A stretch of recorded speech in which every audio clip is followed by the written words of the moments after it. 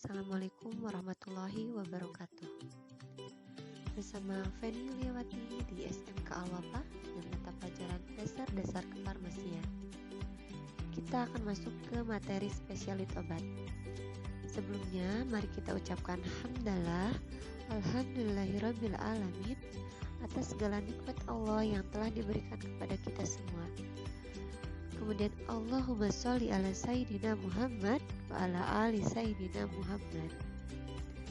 Oke, masuk ke materi hari ini yaitu spesialit obat kategori kardiovaskular dan hematopoietik. Sebelum mulai ke obat-obatannya, ada baiknya kita pahami dulu mengenai istilah kardiovaskular dan hematopoietik. Dilihat dari kata-katanya, kardiovaskular berasal dari kata kardio yang berarti jantung dan vaskular yang berarti pembuluh darah. Jadi, obat-obat kardiovaskular yaitu obat-obat yang digunakan untuk mengobati gangguan yang berhubungan dengan jantung dan pembuluh darah. Nah, sedangkan untuk hematopoietik adalah obat-obat yang mempengaruhi pembentukan sel-sel darah. Yang pertama yaitu obat-obat jantung, kardiotonik, angina pectoris, dan aritmia. Apa sih definisinya? Nah, kalau untuk obat-obat jantung yang sudah dipastikan obat-obatan tersebut digunakan untuk menangani gangguan-gangguan yang berhubungan dengan jantung. Nah, kardiotonik itu apa? Nah, itu merupakan obat-obat yang bekerja untuk memperkuat kerja otot jantung. Kalau angina pectoris itu apa? Nah, angina pectoris itu merupakan suatu kondisi ketidakseimbangan antara penyediaan dan permintaan oksigen. Jadi yang kita sediakan berapa, yang dimintanya berapa, itu tidak seimbang pada salah satu bagian jantung. Akibatnya, pasien akan mengalami keluhan nyeri dada karena stok yang dibutuhkannya itu tidak ada. Nah, obatnya itu dinamakan dengan anti angina. Dan selanjutnya untuk aritmia itu merupakan gangguan irama jantung, di mana irama jantungnya itu bisa berdetak lebih kencang atau lebih lambat. Kalau itu lebih kencang dinamakan dengan takikardia, atau kalau lebih lambat itu dinamakan brakikardia. Nah, obat-obatnya itu dinamakan dengan anti aritmia. Obat-obatannya apa saja? Nah, kita lihat yang pertama ini. Ada digoxin dengan nama spesialnya itu ladoksin dan pargoxin. Ini biasanya identik dengan penggunaan kardiotonik atau penguat otot jantung. Yang kedua ada dipedipid dengan nama dagang atau spesialit adalat. Ketiga diltiazem dengan nama spesialit herbeser. Yang keempat isosorbitnitrat dengan nama dagang sedokat. Ini biasanya penggunaannya itu disimpan di bawah lidah. Jadi obatnya itu langsung masuk ke pembuluh darah secara perlahan-lahan. Efeknya itu sangat cepat, digunakan untuk mengatasi nyeri dada yang diakibatkan karena sakit atau penyakit jantung. Yang kelima ada dipiridamol dengan nama dagangnya itu persantin.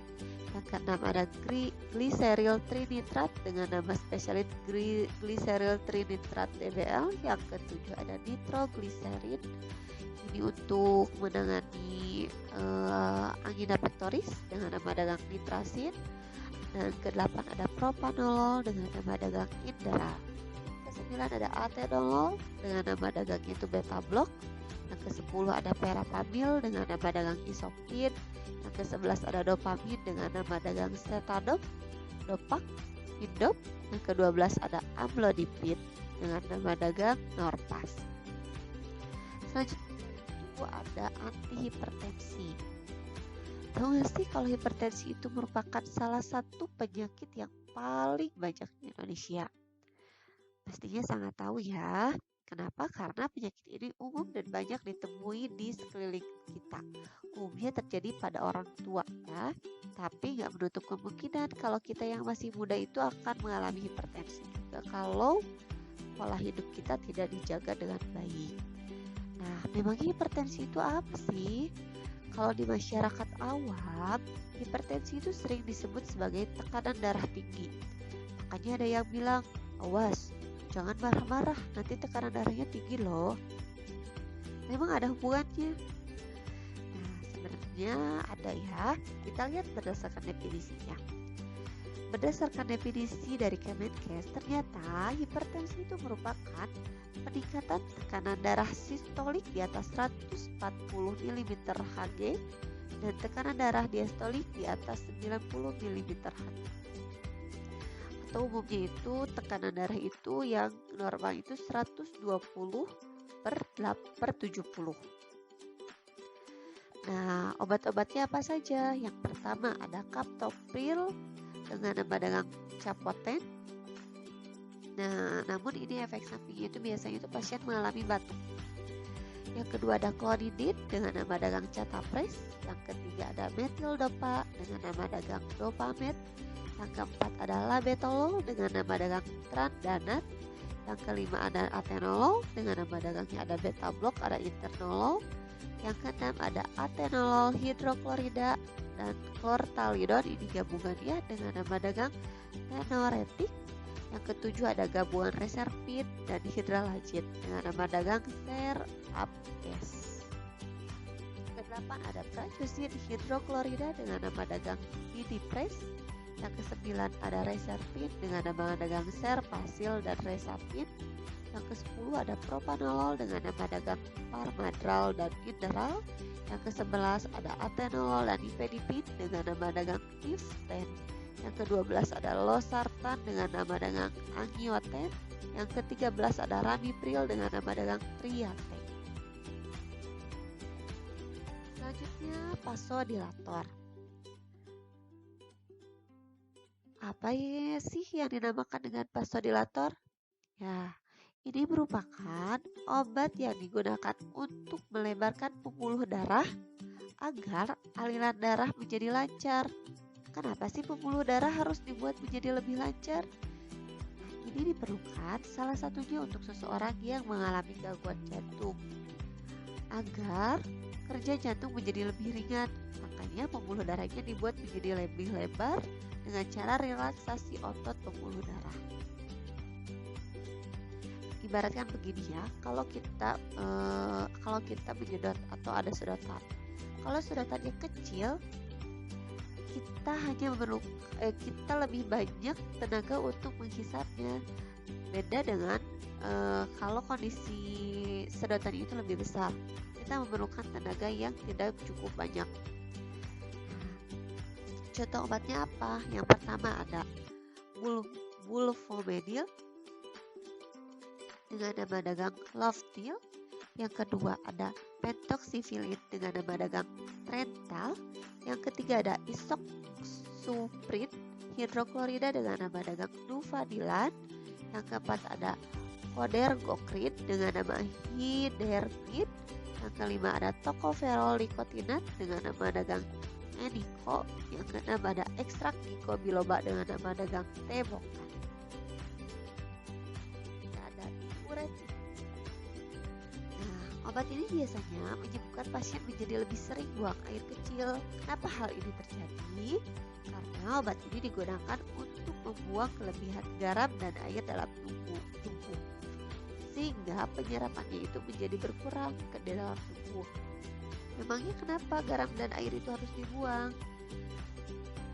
Karena adanya natrium dan air yang banyak dalam tubuh itu akan menyebabkan kerja jantung menjadi semakin berat.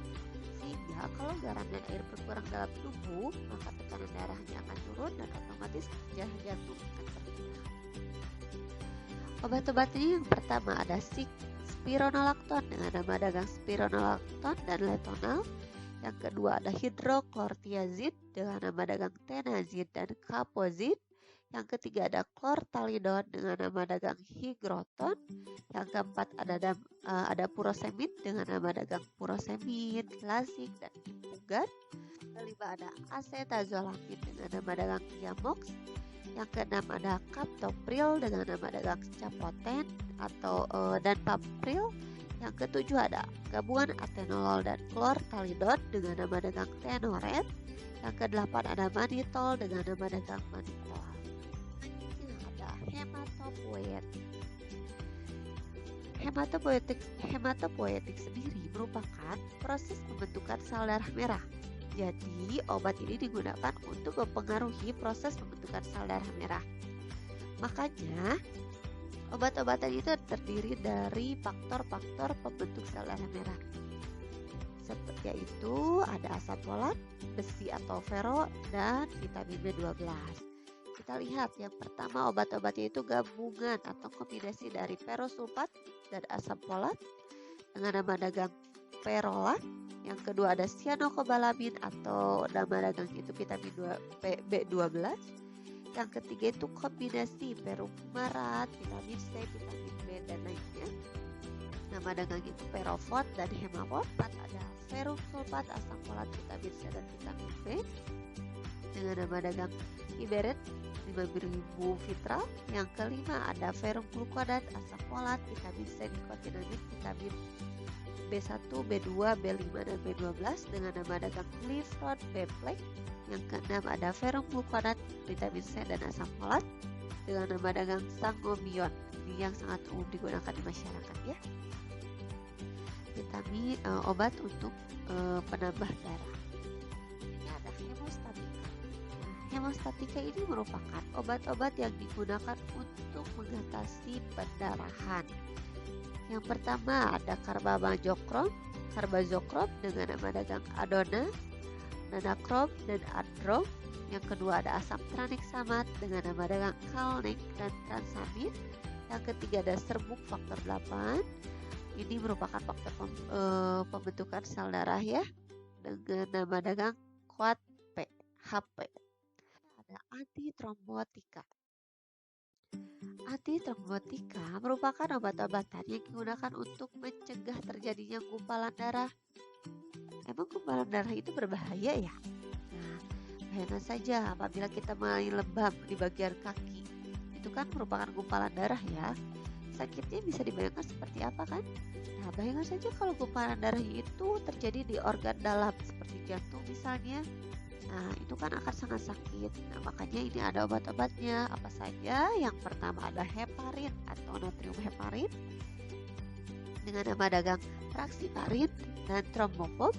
Yang kedua ada warfarin kalium dengan nama dagang simak atau warfarin enzyme. Yang ketiga ada tiklodipin dengan nama dagang nuvaklapin. Yang keempat ada aprotidin dengan nama dagang trasilol. Yang kelima ada asetosal dengan nama dagang ascardia, procardin, dan farmasal. Yang keenam ada strepkinase dengan nama dagang streptase. Yang ketujuh ada alteplase dengan nama dagang aktilase. Yang kedelapan ada enoxaparin dengan nama dagang lofenok. Kalau lofenok ini biasanya penggunaannya itu kalau darurat ya, karena dasar bahan itu berasal dari lemak babi. Selanjutnya ada antihiperlipidemika. Dilihat dari kata-katanya, anti itu yaitu merupakan lawan, hiper itu berlebih atau kelebihan, lipid itu lemak. Jadi antihiperlipidemika itu obat-obat yang digunakan untuk melawan atau mengurangi kelebihan lipid atau lemak di dalam darah. Kalau kita sering menyebut penyakitnya dengan nama kolesterol yang tinggi ya, obat-obatnya apa saja kita lihat. Yang pertama ada gempibrocil dengan nama dagang lopin dan lapibroz. Yang kedua ada fenofibrat dengan nama dagang evotil, prolip, dan hiperkol. Yang ketiga ada klopibrat dengan nama dagang arterol. Yang keempat ada bezafibrat dengan nama dagang bejalib. Selanjutnya ada atorvastatin dengan nama dagang lipitor. ada lovastatin dengan nama dagang Belva, Justin Vastacol. Yang keempat ada fluvastatin dengan nama dagang Lescol. Yang keempat ada simvastatin dengan nama dagang Liponorm dan Normovat. Selanjutnya masuk ke spesialis obat kategori obat bioregulator. Nah, bioregulatornya sendiri itu merupakan katalisator yang bekerja terhadap proses-proses dari suatu kehidupan. Nah, katalisator sendiri itu merupakan zat-zat yang mempercepat suatu reaksi di dalam tubuh. Di dalam tubuh kita itu ada bioregulator yang sangat penting, seperti enzim, vitamin, mineral, dan hormon. Kita bahas satu persatu. Yang pertama itu enzim. Enzim itu merupakan senyawa organik, umumnya protein, yang dapat mengakibatkan atau mempercepat reaksi biokimia berdasarkan proses katalisa. Nah, enzim sendiri itu tidak ikut bereaksi ya di dalam tubuh, hanya mempercepat suatu reaksi saja, seperti mak comblang. Dia hanya mempercepat suatu hubungan itu terjadi, tetapi tidak ikut menjalani suatu hubungan tersebut. Nah, begitu pula dengan enzim, dan enzim itu sangat spesifik terhadap reaksi di dalam tubuh. Yang pertama ada enzim pencernaan dengan nama dagang pitazim, menozim, dan pankreoplat. Yang kedua ada bromelin atau pankreatin dengan nama dagang menozim dan elsazim. Yang ketiga ada papain atau pankreatin dengan nama dagang pitazim. Yang keempat ada streptokinase atau enzim fibrinolitik dengan nama dagang vimakinase dan streptase.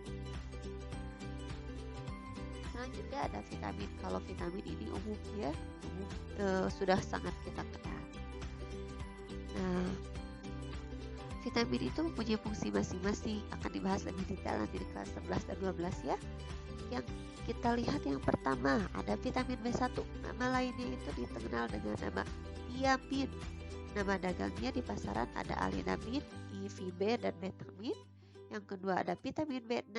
Nama lainnya piridoksin hidroklorida dengan nama dagang vitamin B6 dan seles B6. Yang ketiga ada vitamin B12 atau cyanocobalamin dengan nama dagang vitamin B12, cyanocobalamin seles B12, etacobalamin, novacobalamin. Yang keempat itu kombinasi ya, vitamin B1, B2, dan B12. Itu nama dagangnya ada neurobion dan ioneuron. Kedua ada vitamin B kompleks, nama dagangnya ada squim B kompleks. Yang keenam ada vitamin C atau asam ascorbat dengan nama dagang redoxon, dexamin C forte, vitamin son C. Yang ketujuh ada vitamin B kompleks dan vitamin C dengan nama dagang enermon C dan surbex T.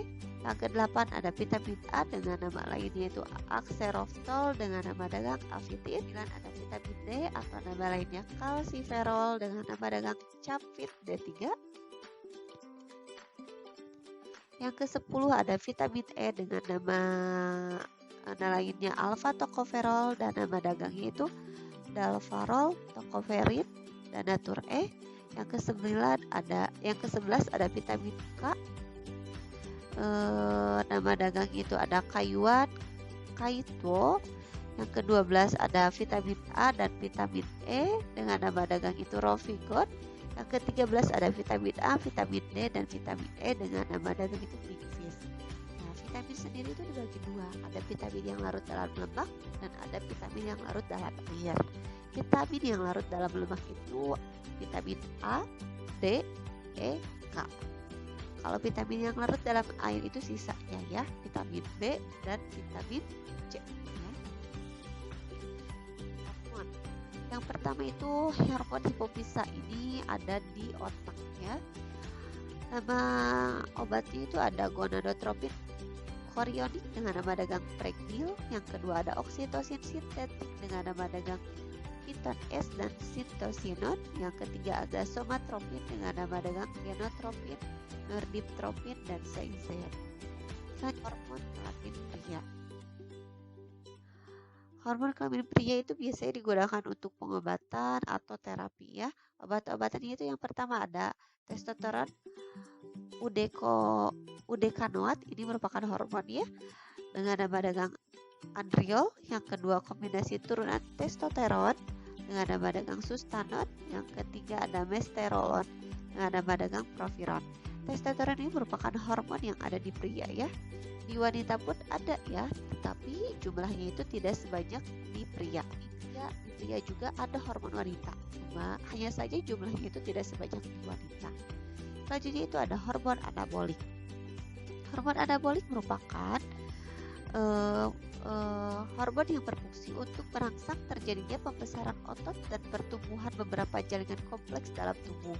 Nah, biasanya digunakan untuk orang-orang yang ingin terlihat lebih berotot atau six pack ya. Nah, jadi biasanya digunakan untuk atletik gitu ya. Yang pertama ada nandrolon dekanoat dengan nama dagang dekadurabolin. Yang kedua ada nandrolon fenilpropionat dengan nama dagang durabolin. Yang ketiga ada etil estrenol dengan nama dagang orgabolin. Selanjutnya ada hormon kelamin wanita. Ini biasanya digunakan untuk wanita-wanita untuk terapi atau pengobatannya, salah satunya untuk wanita yang mengalami masalah menstruasi. Seperti obatnya yang pertama estradiol atau nama dagang itu proginopa. Yang kedua etinil estradiol dengan nama dagang lidoral. Yang ketiga estriol dengan nama dagang ovestin. Yang keempat ada estron dengan nama dagang premarin. Yang kelima ada noretisteron dengan nama dagang primoluten. Dan yang keenam ada magnesterol asetat dengan nama dagang megagen. Kita kontrasepsi. Kalau kontrasepsi udah pada tahu ya. Jadi itu digunakan untuk mencegah terjadinya kehamilan. Yang pertama ini juga merupakan hormon ya. Yang pertama lepenogestrel dan etinil estradiol dengan nama dagang microginon. Yang kedua ada linestrenol dengan nama dagang exluton. Yang ketiga ada linestrenol dan etinil estradiol dengan nama dagang lindiol. Hormon wanita itu ada dua ya, ada estrogen dan ada progesteron. Nah, ini yang lebih spesifiknya. Ini juga merupakan turunan-turunan dari progesteron dan estrogen. Ada antidiabetika oral. Nah, ini merupakan obat-obat yang digunakan untuk mengontrol kadar gula darah di dalam tubuh. Kalau kita itu umumnya itu digunakan untuk pasien-pasien yang mengalami penyakit diabetes. Yang pertama itu ada glibenclamid dengan nama dagang daodil dan prodiabet. Yang kedua glikazid dengan nama dagang diamikron, glukodek dan pedam. Yang ketiga ada glikuidon dengan nama dagang glurenoram. Yang keempat ada glipizid dengan nama dagang glizid dan minidiat. Yang selanjutnya ada glibepirid dengan nama dagang amaril. Yang selanjutnya ada chlorpropamid dengan nama dagang diabenesen. Selanjutnya repaglidin dengan nama dagang novonorab. Nah, ini merupakan obat-obat antidiabetika oral.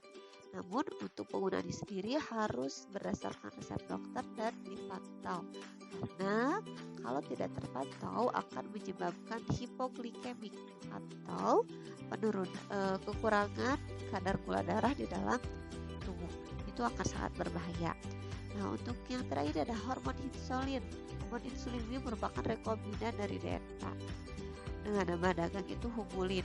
Ini digunakan dengan cara disuntikan ke bawah kulit ya, atau ke dalam kulit.